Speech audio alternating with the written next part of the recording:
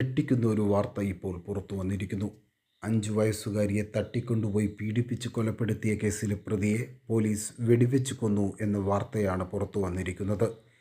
ആക്രമി ബീഹാർ സ്വദേശിയാണ് എന്നാണ് പറയപ്പെടുന്നത്. കർണാടക ഹുബ്ബള്ളിയിലാണ് സംഭവം. രാവിലെയാണ് പെൺകുട്ടിയുടെ അമ്മ ജോലി ചെയ്യുന്ന വീട്ടിൽ നിന്നും കുട്ടിയെ കാണാതായത്.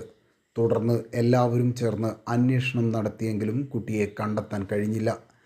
തിരച്ചിലിനൊടുവിൽ പെൺകുട്ടിയെ സമീപത്ത് തന്നെയുള്ള ഒരു വീട്ടിൽ മരിച്ച നിലയിൽ കണ്ടെത്തി.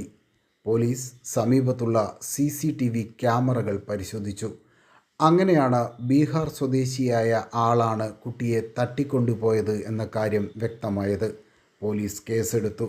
പെൺകുട്ടിയെ ലൈംഗികമായി പീഡിപ്പിച്ച ശേഷം കൊലപ്പെടുത്തി എന്നതാണ് കേസ്. പോലീസിനെ കണ്ട് പ്രതി ഓടി രക്ഷപ്പെടാൻ നോക്കി. പക്ഷെ പോലീസ് കാലിൽ വെടിവെച്ച് വീഴ്ത്തുകയാണ് ഉണ്ടായത്. പോലീസിന് നേരെയും ആക്രമണം ഉണ്ടായി. ആക്രമണത്തിൽ 2 പോലീസുകാർക്ക് പരിക്കേറ്റിട്ടുണ്ട്.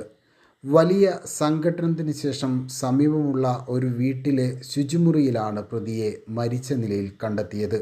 എന്നാൽ ഇതൊരു എൻകൗണ്ടർ കൊലപാതകമാണെന്ന തരത്തിലും വാർത്തകൾ പ്രചരിക്കുന്നുണ്ട്.